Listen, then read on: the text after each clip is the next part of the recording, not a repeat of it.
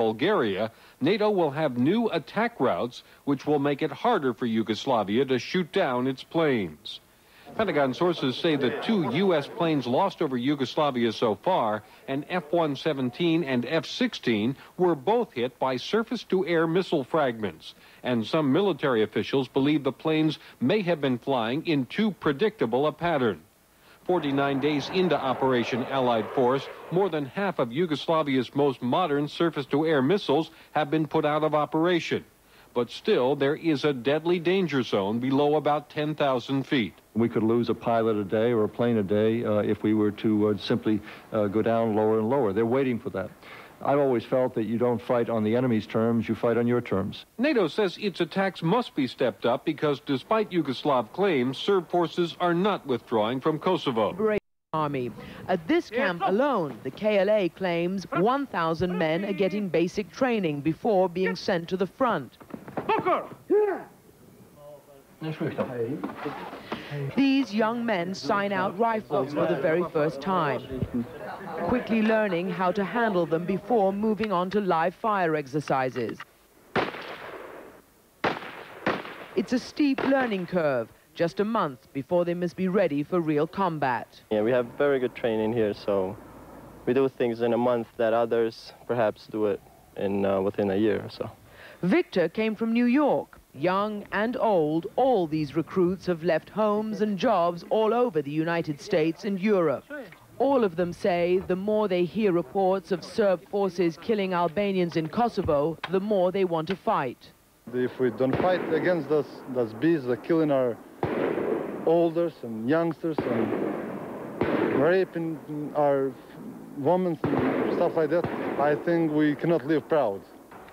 This platoon is practicing a hillside ambush, but as they go through their paces, they know time is not on their side. Despite 50 days of NATO bombing, Serb forces continue to ethnically cleanse Kosovo. Since NATO has all but ruled out a ground force to fight the Serbs out of Kosovo, the KLA says it's willing to do that job, and many analysts are now saying it's time to properly arm the KLA to use them as NATO's proxy on the ground. The KLA knows the terrain and have been fighting Serb forces for more than a year in Kosovo, and many are veterans of the Bosnian and Croat wars. But right now, they are mostly on the defensive. With things like anti-tank weapons and artillery, they say they could increase their offensive operations. The Serbs are technically superior, but their morale is low. When we directly engage them, they run or desert. They mostly fight us from a distance. What they do is assault villages that are completely defenseless. The KLA says it captures or buys most of these guns and mortars from deserting Serb soldiers. But with too little hardware, their best assets right now are their increasing numbers and their fighting spirit. Christiana Manpour, CNN, in the Balkans. NATO says it just had its most successful day of the campaign, flying a record 327 strike sorties. The alliance claimed Serb forces had launched heavy attacks on Kosovo Liberation Army guerrillas at the start of the week, contradicting the Yugoslav military's claim its operations against the armed separatists were over and that a partial withdrawal of troops and armed special police was underway. NATO says the strikes are pinning down, cutting off and taking out Serbian forces. But the military action against infrastructure is also making it difficult for a United Nations humanitarian mission to get there. Serbian television shows anti-aircraft guns on the move, preparing for another night of combat with NATO planes. A battle in which Yugoslavia's army and its people lose more each day. A television relay station attacked and destroyed. Road and rail links take another pounding, further isolating Serbia from the outside world. And first-time confirmation from the leadership here that despite upbeat displays like this reception for police commanders, 50 days of bombing have inflicted casualties among their... See NATO warplanes in the skies above on their way to bomb the Serbs across the border. But every day the refugees also wonder when the war being waged on their behalf and in their name will finally be won. Ben Brown, BBC News, Northern Albania. Illusion. Top Gun-style glamour boys waiting to go to war. Life for an Apache pilot in Albania is often mundane. The day begins for Matt in the muddy tent city, which is headquarters for Task Force Hawk. At the back of his mind is the fact that 2 of his colleagues have already died on this mission, and 2 Apaches have crashed without a shot being fired in anger. It's just a very dangerous thing, and we don't really ever forget that it's a dangerous business, no matter whether or not you're doing training or regular operations. It's still dangerous. But the training and planning goes on. In readiness for the time, NATO chiefs give the go-ahead for the Apaches to go in for real. Every pilot is anxious prior to a mission and wondering about when we're going to get the call to go. I think a few days, and we've found that amongst your NATO troops there's a very high feeling of morale. How do you judge the spirit? Well, I've been in the British Army for rather longer than I care to admit, but my own view, not only of the British forces you've seen, but the multinational force as a whole, and remember I'm a NATO commander, yeah, it's good. People are here, they've got a job to do, they want to get on with it. The waiting game is about, but don't forget also, we've been heavily involved in humanitarian operations over the last, 5 weeks I think it is now, which is, again, given the soldiers a real focus. Of course. 2 days after an announced withdrawal of Yugoslav forces from Kosovo, a small number of soldiers appeared on the move, heading out of the embattled province, it's claimed by the authorities here, as part of an overall plan to reduce army and police levels. A fraction of their military equipment and personnel stationed in Kosovo was packed up. Hardly enough to impress NATO, but it may be a start. Weapon in NATO's arsenal, but it's not just a weapon system. With me here is Sergeant Graham Jessup from Basingstoke in Hampshire, and this is Graham's tank, and this is his home, of course, and has been for 11 weeks. Well, yeah, welcome to call sign 2-1. This is where I live as commander. The remainder of the crew sleeping and living on the back decks. And you've got a kitchen? Yeah, this is our kitchen for cups of tea, coffee, and for washing in the mornings. So all mod cons. Now we're going to go up K now and try and get into the working part of this tank. It's a bit of a climb. We're going to try not to step on John Ashton, the driver from Oldham in Lancashire. Hello, John. Hello. We're going to climb over the top. I'm going to go, and I'm going to go up into the commander's position now, at the top of the tank and into the turret. It's a bit of a squeeze, I have to say, Kay. It's not exactly built for comfort. But Graham, how many people actually can live inside this tank here? Well, inside the turret we have a crew of 3. Commander stays stationed where you are. Operator stands here, and down in between your legs will be the gunner. And you've got a number of guns here. Tell us about this one. This is the commander's machine gun, used in anti-aircraft defence, coupled with the coaxial machine gun mounted next to the main armament. And the main armament is a big gun, isn't it? Yeah, 120mm of raw power. So what can you kill with that? Any Serb tank that comes along? Absolutely. Very confident in the piece of equipment we've got. And in terms of this tank, it's the most powerful tank that's in the NATO armoury here in Macedonia. Just how fast can you go? Well, depending on the terrain, around about sort of 20 miles an hour. Okay, this really is an amazing piece of equipment. There are 26 of these Challenger tanks here in Macedonia, and we're here with King's Royal Hussars and also with the Irish Guards who created this battle group, and they're ready to go at any time. Must be Mark Austin reports. It is a war spreading across Yugoslavia's borders. These are Albanian fighters in a gun battle with Serb soldiers inside Albania. For the second time in 5 weeks, a small unit of Yugoslav soldiers have captured and occupied this Albanian village in an attempt to cut supply lines to the KLA. These men are civilians, villagers, joining Albanian border police, trying to defend their land and their homes. The Serbs are in our village, he says.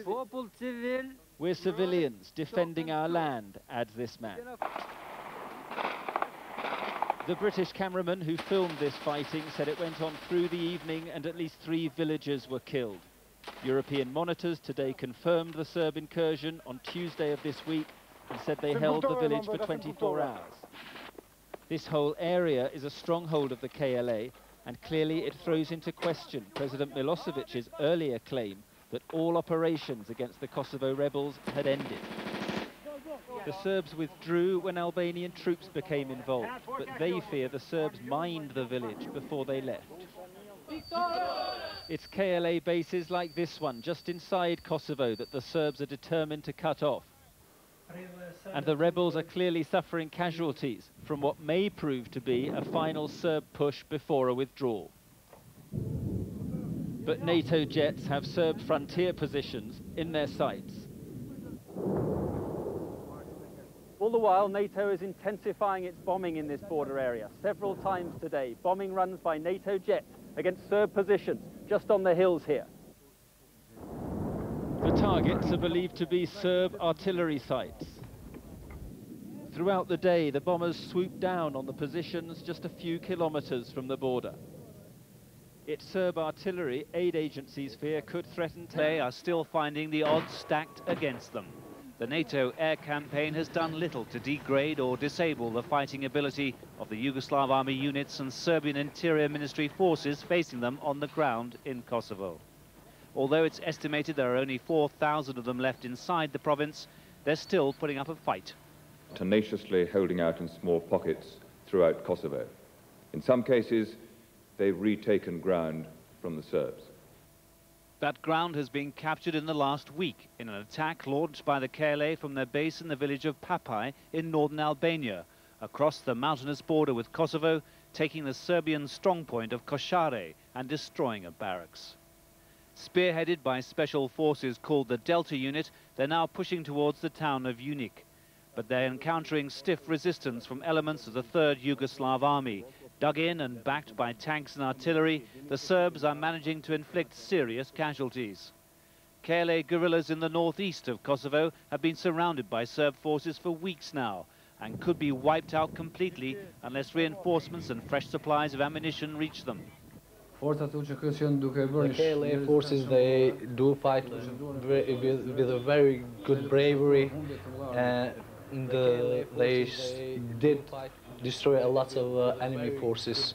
Despite claims by Belgrade the Yugoslav army is pulling troops out of Kosovo, the evidence on the ground is they're mounting an all-out assault to finish off the KLA. NATO is talking about when, not if, the tanks will roll into Kosovo. They know they have just one job to do. We all want to get on and do it, and in particular, we want to see these refugees out of the camps and into their homes. With our help and with the confidence which security in Kosovo, provided by a proper force, will give them. That security comes from the presence of professional soldiers. Sky News was taken to a forward location near the border with Kosovo, home to the King's Royal Hussars. These men know when the call to action comes, they will be among the first across the border into Kosovo. Before then, though, their tanks are more than just a fighting machine. When the vehicle is our home, live, eat and breathe on it, we can cook on it. As you've seen, the driver sleeps on the back decks. And we were up until about a week ago, all sleeping on the back decks. It's off the ground. And that is our home, it's our life. And this is Challenger. It's more than a match for the opposition. It can fire a shell 4 kilometers, destroy any known Serb tank. There's nothing in Kosovo to challenge it. While we're waiting here, they're improving their defences all the time.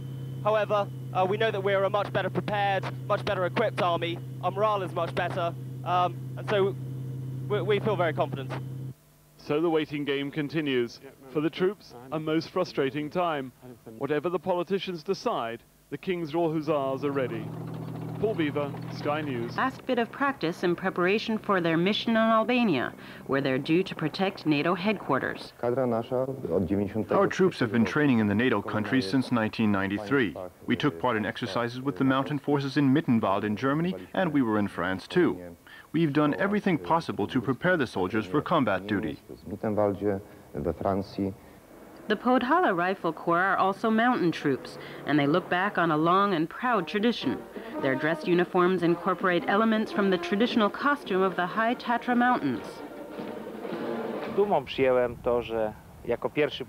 We're just proud that it's the soldiers of the 21st Brigade who are the first to be sent on a mission abroad. In this trouble spot, we want to do our small part to secure world peace.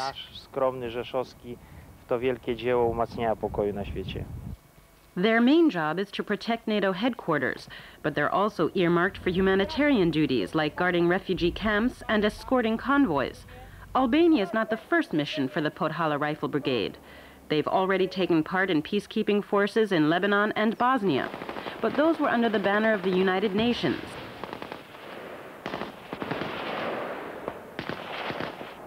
This time they're acting as NATO troops. As a new member, Poland is keen to prove its NATO credentials. Sincerity of the pullout, the air raids go on. For a second time, an already wrecked state TV studios at Novi Sad in the north came under attack, incendiary munitions ensuring it could not be brought back into service. The ongoing... Targeted military vehicles, artillery and troops on the ground. The NATO bombing of power stations blacked out Yugoslavia's 3 biggest cities. But despite the claims of NATO, the Yugoslav defense minister says the airstrikes have not inflicted any serious losses on the Yugoslav army. These pictures, filmed by a Western cameraman under conditions imposed by Serb officials, shows heavily armed Yugoslav army units still patrolling the Kosovo-Serbia border.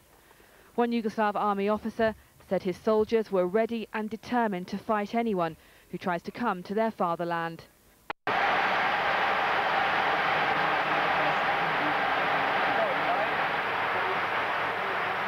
It's an unusual flight plan for this German Air Force Boeing 707.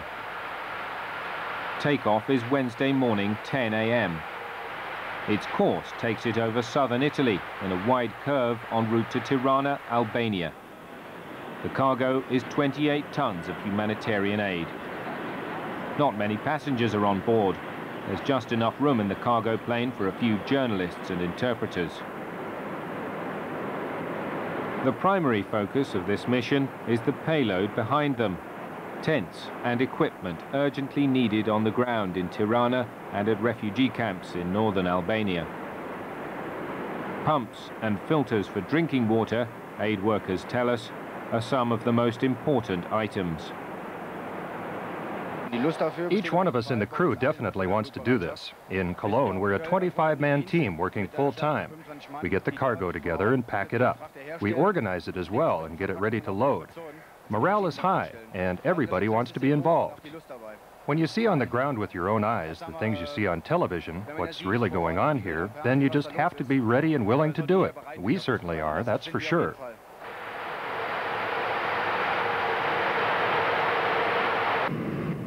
After 3 hours in the air, the plane touches down in Tirana.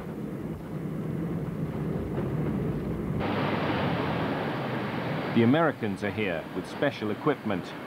As NATO's leading power, they've officially taken over command of the airport. With low altitude, French cargo helicopters set down to pick up some of the supplies from Germany. Luckily, there's enough kerosene today. Yesterday, aid operations stalled at 3:30 p.m. The day's fuel rations had been used up.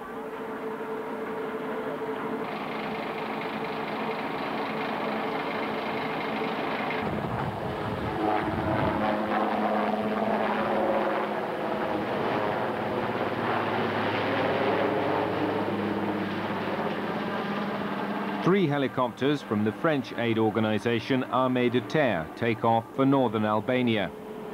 The low-altitude flight takes just under an hour. This isn't the first time Dana Rimats has made this trip. Since the evacuations began, she's been on duty here non-stop. Flying over the region near Kruma, the aid workers sight a new group of refugees on the ground.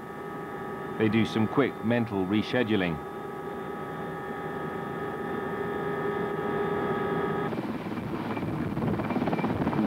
A short time later, they land at the refugee camp near Kukas. Here, the Italian army has been mounting a huge effort. Serbian air defense activity was moderate. We observed 6 surface-to-air missiles. There you see, the village of Bela Kurvcha. I was jumping ahead.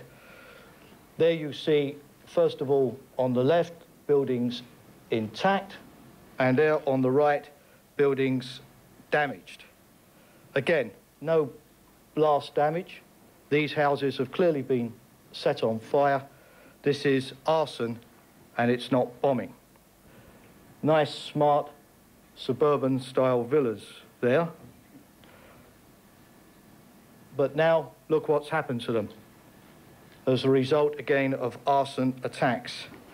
Again, the photograph of the situation before Serb forces came visiting, and that's the situation afterwards. You can see clearly the interior walls on those photographs, and that shows the methods that the Serb forces are using. At the beginning, they used to use petrol, which they used to douse of a campsite of internally displaced persons inside Kosovo.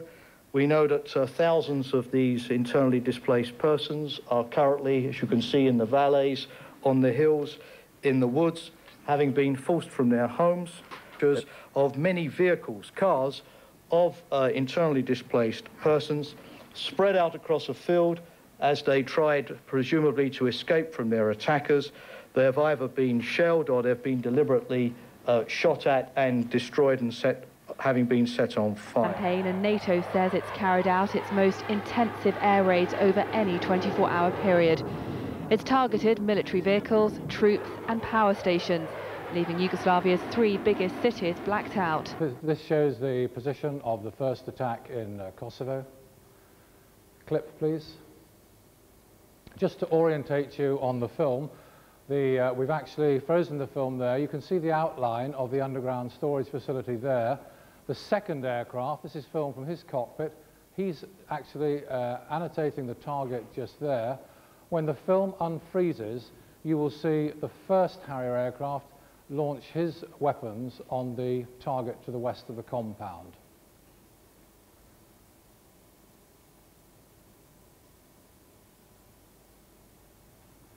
Film is now unfrozen. Watch carefully to the left in this area here. There's the impact. And note that is the secondary explosion, indicating the underground storage tanks were full at the time. The film is now unfrozen. We're back to the second Harrier aircraft, marking the target. As he gets close to the target, the image starts to rotate. You can still just about see the fire up in the top, still raising from the first attack.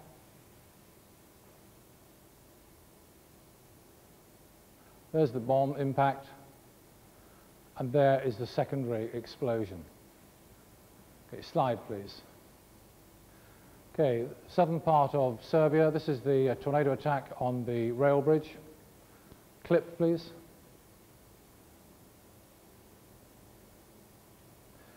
Just to orientate you here, that is the road. We've got part of the road coming down here. That is the rail line going across there, and you can just see the river up there. The actual mark is on the far end of the bridge. Slightly clearer now, you can see the railway line still in a frozen picture. We're now moving into the attack, getting fairly close, marking the center of the bridge. I'm just waiting for the bombs to impact. There is impact now. Okay, slide please. Okay, this is the first still photography of the petrol and oil lubrication storage facility. You can see in the foreground here the 2 tanks have been completely destroyed and damaged to buildings just up there. Slide please. Okay, we've got 2 slides now, a before and after shot. This shows the bridge undamaged here. You can see the bridge going across the ground here, then spanning the river, going off into the left. Okay, slide please. This is that same photograph. You can see now a lot of damage here. The complete span of the bridge has been taken out there. And if you can just look, that is actually a crater that has breached the side of the riverbank and continue to degrade and disrupt the Serbian ground forces in Kosovo against the bases of Serbian ground forces. This was, by the way, the support base at Krevovo. Our strategic targets include strikes against command and control facilities at Novi Sad, Kosjerić, and Novi Bazar, vital resupply routes for the Serbian ground forces. This image shows the damage to the Popovac bridge north of Kosovo.